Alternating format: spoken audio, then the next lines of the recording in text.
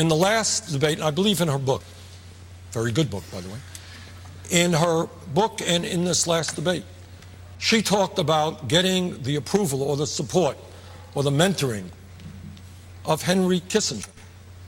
Now, I find it rather amazing because I happen to believe that Henry Kissinger was one of the most destructive secretaries of state in the modern history of this country. I am proud to say that Henry Kissinger is not my friend. I will not take advice from Henry Kissinger. And in fact, Kissinger's actions in Cambodia, when the United States bombed that country, overthrew Prince Sihanouk, created the instability for Pol Pot and the Khmer Rouge to come in, who then butchered some 3 million innocent people, one of the worst genocides in the history of the world. So count me in as somebody who will not be listening to Henry Kissinger.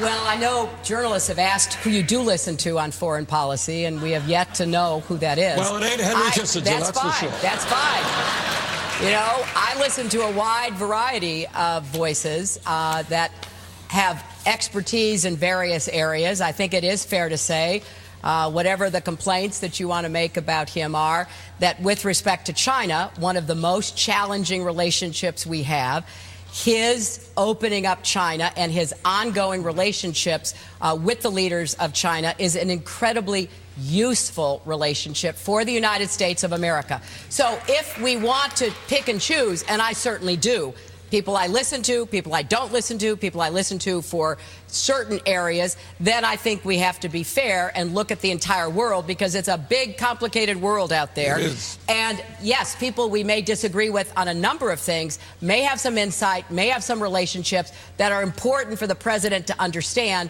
in order to best protect the United States.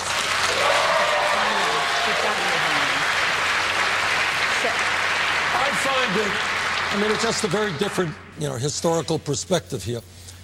Kissinger was one of those people during the Vietnam era who talked about the domino theory. Not everybody remembers that. You do, I do.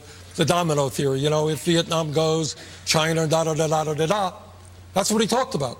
The great threat of China.